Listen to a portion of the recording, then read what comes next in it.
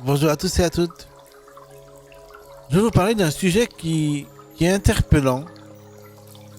Et c'est le sujet de la suite de Fibonacci, du nombre d'or, du nombre pi transcendant, de tous ces nombres caractéristiques de l'univers qui sont parfaits, tels qu'ils sont, et qui donnent à l'univers une géométrie sacrée, et qui pourraient nous donner à nous aussi des choses sacrées.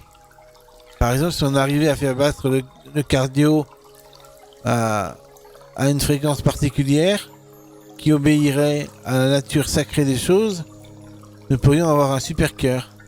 C'est un exemple. Hein. Donc, moi je me dis, si nous devenions immortels physiquement, par l'étude de la science sacrée justement, vers quoi nous dirigerions-nous? Vers un monde où il n'y aurait plus de descendance? Puisque la planète serait super remplie, on ne pourrait plus y habiter. Il faudrait migrer sur d'autres planètes. Donc c'est quand même difficile. C'est possible hein, d'aller sur d'autres planètes, mais je pense que quand même le plus simple c'est de vivre là où on est. Et d'accepter le changement, d'accepter que notre corps va mourir quand on sera plus vieux. Mais alors à quoi sert la géométrie sacrée? Est-ce qu'il faut s'en emparer? C'est une question que je me pose, c'est une question philosophique en fait. Est-ce qu'il faut s'emparer de la géométrie sacrée pour améliorer la condition humaine, pour guérir les gens, pour immortaliser les gens? Ou est-ce qu'il faut au contraire laisser les choses se faire naturellement, ne pas vouloir forcer l'apprentissage de la science sacrée, ne pas vouloir imposer la science sacrée aux gens? Et est-ce que nous nous brûlons les ailes à vouloir toucher l'excellence? Peut-être que oui, ou peut-être que non. Les perfectionnistes sont des gens qui aimeraient bien manipuler la science sacrée. Pour pouvoir devenir sacrés eux-mêmes. Et être par exemple comme le Bouddha qui a l'âme, on le voit pas là. Je vais vous montrer, mais voilà, on voit un petit peu. Le Bouddha, pour moi,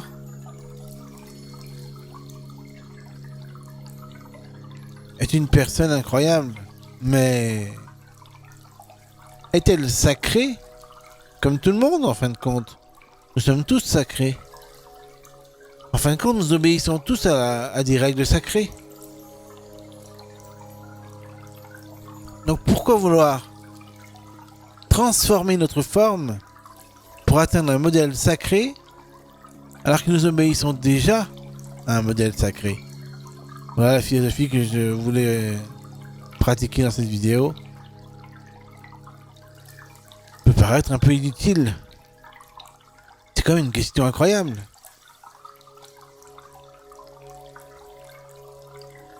Je pense qu'il y aurait un sacrifice. Par exemple, l'immortalité, ce serait au prix d'autre chose. On ne peut pas être immortel sans payer un prix.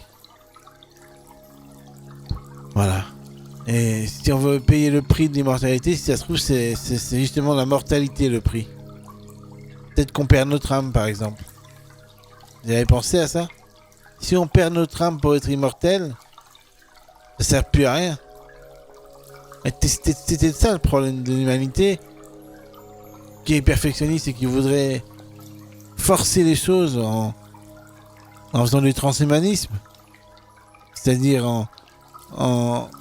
en faisant passer la matière avant l'esprit pour que le corps soit immortel, pourrait perdre son âme pour l'éternité.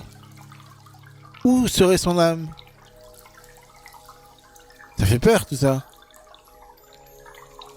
Donc peut-être que la géométrie sacrée, tout ça, c'est quelque chose que nous pouvons comprendre, qui fait partie de la galaxie, de l'univers, du macrocosme, mais qui fait également partie du microcosme. C'est-à-dire de l'intérieur de nous-mêmes, de notre spiritualité profonde. Cette géométrie sacrée étant à l'intérieur de nous-mêmes, comme nous devons nous améliorer intérieurement, le monde à l'extérieur représente, si on considère que le monde à l'extérieur est sacré, c'est que nous à l'intérieur on est sacré. Quelle que soit notre imperfection apparente. Voilà un peu l'idée de cette vidéo. Donc en fait, je vous ai rien appris de plus. Ça n'a pas du tout été édifiant. Mais je voulais quand même vous montrer un peu mes interrogations intuitives à ce sujet. Faut-il aimer la vie telle qu'on la vit, c'est-à-dire avec son lot de peine, de souffrance, de plaisir et de joie? Ou faut-il ne pas aimer la vie, qui serait à mon avis là par contre un sacrilège, parce qu'on n'est pas parfait?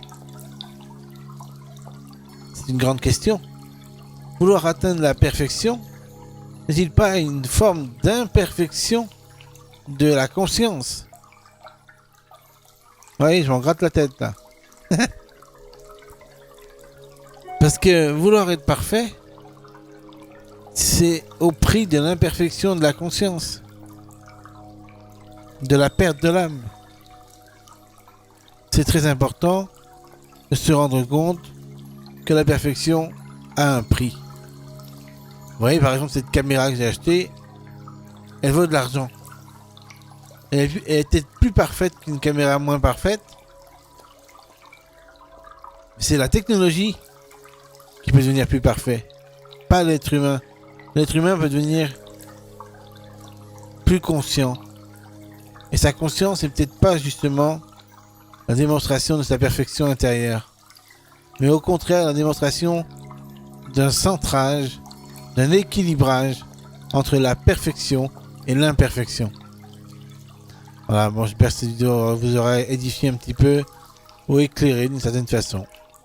Voilà, donc la géométrie sacrée, tout ça, c'est très très bien à mon avis, mais nous ne devons pas nous en l'approprier. Nous ne devons pas utiliser la géométrie sacrée pour déformer qui nous sommes, puisque nous obéissons déjà à la géométrie sacrée, puisque pour un croyant, en tous les cas, nous sommes le résultat de la création de Dieu, qui lui est sacré. Donc nous sommes sacrés à notre façon. Bye.